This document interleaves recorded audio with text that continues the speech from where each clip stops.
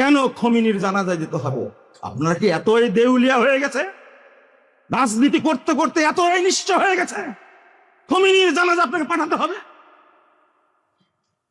স্পিকারকে পাঠাইছে, এটা অন্যায় করেছে। স্পিকার মুসলিম একজন, কখনো কাফের মুশরিকদের খারাপ, ইহুদি খ্রিস্টানদের চেয়ে বেশি খারাপ এরকম জঘন্য জাতের কাছে জানাজা পড়ার জন্য যাওয়ার কোনো অধিকার নাই। আমি মনে করি স্পষ্ট কথা, এদের সাথে, এই শিয়া রাফেজিদের সাথে আমাদের কোনো আপোষ নেই। এই রাফেজি খোমেনি চলে গেল 9 তারিখে জানাজা, তাই না? 9 তারিখে কি জানাজা? আমি যে মানুষটার ব্যাপারে বলতাম যে কোরআন হাদিস বুঝেন, রাজশাহীর এমপি অধ্যক্ষ মুজিবুর রহমান সাহেব, তাকে প্রতিনিধি করে পাঠায় দিলেন। এই মানুষটাকে পচানোর ব্যবস্থা করলেন জামাত ইসলামের লোকেরা, যিনি সংসদে দাঁড়িয়ে স্পষ্ট করে বলেন এই মানব রচিত আইন বাতিল করেন, কোরআনের আইন চালু করেন। জামাত ইসলামের কোন এমপি এটা বলার সাহস পাইনি। নির্বাচনের আগে বক্তব্যতে বলছেন আমরা সংশোধনে গেলে এই গণতন্ত্র মানব রচিত আইন বাতিল করব এবং দেশে সারিয়া আইন চালু করব। নির্বাচনের কেউ বলতে পারেননি। আমার সাথে অনেকবার দেখা হয়েছে, বুকে জড়িয়ে ধরে চাপিয়ে দিয়ে বলছেন মুজফফর ভাই আপনি খুব কঠিন মানুষ। সেই মানুষটাকে পাঠাচ্ছেন জানাজাতে। জানাজায় গিয়ে কি দোয়া করবেন? ওই দোয়াটাই পড়ি শোনাবো আমাদের, এই দোয়াটাই পড়ি শোনাবো। আপনারা বলেন তো, রাফেজি শিয়ারা মারা গেলে তাদের জন্য কি দোয়া করে কেউ জানেন আপনারা? আমি পড়ি দিই, সংক্ষেপে পড়ি, এটা পড়ে শেষ করে দেব ইনশাআল্লাহ। দোয়া পড়তেছে, দেখেন খুব সুন্দর দোয়া। আবু বকর ওমর সম্পর্কে বলছেন আল্লাহুম্মা আল্লাহুম্মা লানান ইয়াতলু বা'দুহু বা'দান। এই যে এই বই থেকে পড়ি, তাহলে আপনাদের সুবিধা হবে। এই যে বই 162 পৃষ্ঠা, বিহারুল আনোয়ার 30 নম্বর খণ্ড, 162 পৃষ্ঠা, লম্বা দোয়া। আমি সংক্ষেপ করছি। আল্লাহুম্মা আল্লাহুম্মা লানান, আল্লাহ তাদের দুইজনের উপরে এমন লানত করো, ইয়াতলু বা'দুহু বা'দান, একটা যে আরেকটার উপরে যেন পড়ে। ওয়াহশুরহুমা ওয়া আতবাহুমা ইলা জাহান্নামা যুরকা, তাদের দুইজনকে এবং তাদের যারা অনুসারী আছে তাদেরকে জাহান্নামে একসঙ্গে জমা করো। বলেন নাউজুবিল্লাহ, বলেন আল্লাহুম্মা ইন্না নাতাকাররাবু ইলাইকা বিল্লানাত লাহুমা ওয়াল বারাআতু মিনহুমা ফিদ দুনিয়া ওয়াল আখিরাহ। আল্লাহ এই তাদের আবু বকর উমরের উপরে লানত করে এবং তাদের থেকে মুক্ত হয়ে আমরা তোমার নৈকট্য চাচ্ছি। আল্লাহুম্মা লান কতালাতা আমিরুল মুমিনিন ওয়া কতালাতাল হুসাইন ইবনে আলী বিনতে রাসূলুল্লাহ সাল্লাল্লাহু আলাইহি ওয়াসাল্লাম। আল্লাহ যারা হুসাইনকে, আলী রাদিয়াল্লাহু আনহু হুসাইনকে তারা হত্যা করেছে তাদেরকে তুমি লানত করো। এরপরে বলছে আল্লাহুম্মা জিদহুমা আযাবান ফাওকা আযাবিন, আল্লাহ এই দুই জনের উপরে আযাবের উপরে আযাব দাও। ওয়া হাওয়ানান ফাওকা হাওয়ানিন, অপমানের উপরে অপমান দাও।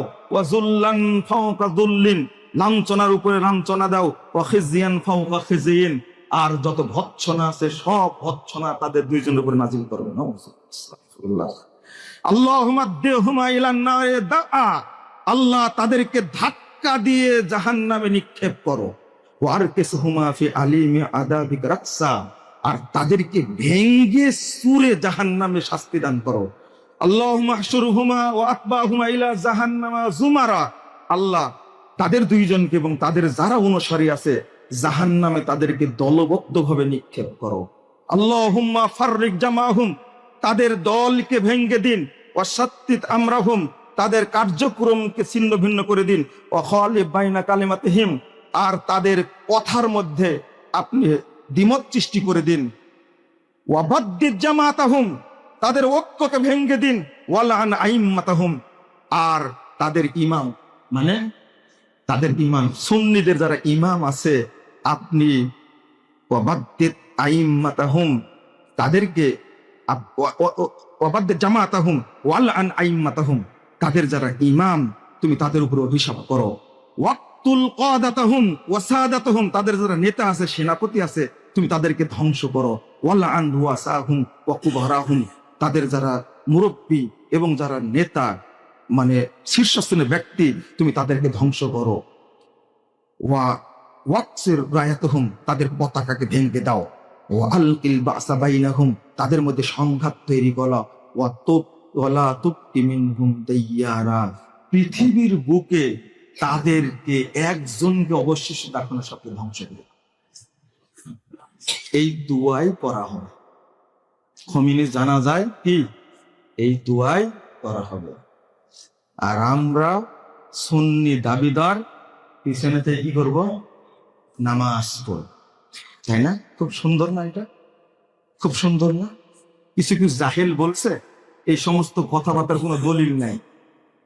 তুমি তো দাজ্জাল মার্কা কথা বলো, তোমার কাছে দলিল দিয়ে লাভ নাই। তো হাজারো দলিল দিয়ে কোনো কাজ হবে না। আমি আপনাদের বলতে চাই যে আহলে সুন্নাহ ওয়াল জামাত সালাফু আকীদার যারা, তারা পশ্চিম কালেও সাহাবীদের ব্যাপারে কালন্দ করে না, তারা সহ্যও করে না। আমরা আল্লাহর কাছে দোয়া করি, আল্লাহ তুমি সাহাবীদের মর্যাদা বৃদ্ধি করো। যারা সাহাবীদেরকে গালি দেয়, আল্লাহ তুমি তাদেরকে ধ্বংস করে দাও। বিশেষ করে যারা রাফেজি শিয়া, যারা আয়েশাকে গালি দেয়, সমস্ত সাহাবীকে কাফের বলে, মুরতাদ বলে, আল্লাহ তুমি তাদেরকে ধ্বংস করে দাও। স্পষ্ট দোয়া। আমরা সাহাবীদের অপমান সহ্য করতে পারবো না। এই আবু বকর ওমরকে তারা মুশরিক পর্যন্ত বলে, কাফের পর্যন্ত বলে আগে বলে দিয়েছে আপনাদেরকে। বাংলাদেশে যারা নিজেরা অপব্যাখ্যা করে সাহাবীদের গালি দিতে যায়, আল্লাহ যেন তাদেরকে হেদায়েত দান করে, আল্লাহ যেন তাদেরকে বুঝ দান করে। আর যারা জামাত ইসলামের প্রতি দুর্বল, আমি তাদেরকে বলবো, আপনারা শরীয়তটা ভালোভাবে বুঝুন। মওদুদী সাহেবের পাল্লায় পড়ে আপনারা সাহাবীদের বিভক্তি করা, সাহাবীদেরকে গালি দেওয়া, সমালোচনা করা, এই বাজে অভ্যাস থেকে বিরত হন। খেলাফত মূলকিয়াত বইটা পুড়িয়ে দিন, বলে দিন আমাদের সিলেবাসে, শিবিরের সিলেবাসে, জামাতের রুকুনের সিলেবাসে খেলাফত মূলকিয়াত বই নাই, আমরা এটা বাতিল করে দিলাম। সাহস থাকলে বাতিল করে দিলাম। আপোষ কিসে? আর আপনারা কেন খমিনির জানাজায় যেতে হবে? আপনারা কি এতই দেউলিয়া হয়ে গেছে? রাজনীতি করতে করতে এতই নিশ্চয় হয়ে গেছে খমিনির জানাজা আপনাকে পাঠাতে হবে? স্পিকারকে পাঠাইছে, এটা অন্যায় করেছে। স্পিকার মুসলিম একজন, কখনো কাফের মুশরিকদের খারাপ, ইহুদি খ্রিস্টানদের চেয়ে বেশি খারাপ এরকম জঘন্য জাতের কাছে জানাজা পড়ার জন্য যাওয়ার কোনো অধিকার নাই। আমি মনে করি স্পষ্ট কথা, এদের সাথে, এই শিয়া রাফেজিদের সাথে আমাদের কোনো আপোষ নাই, কোনো আপোষ নেই। আল্লাহ তুমি আমাদেরকে নিরাপত্তা দান করো, আমিন। আল্লাহ তুমি বাংলাদেশের মানুষদেরকে বুঝার তৌফিক দান করো। আল্লাহ আমাদেরকে তুমি হেদায়েত দান করো। আল্লাহ তুমি আমাদেরকে জান্নাতের পথে প্রতিষ্ঠিত রাখো। আল্লাহ তুমি আমাদেরকে সালাফদের মানহাজের উপর প্রতিষ্ঠিত রাখো। আমিন রাব্বাল আলামিন।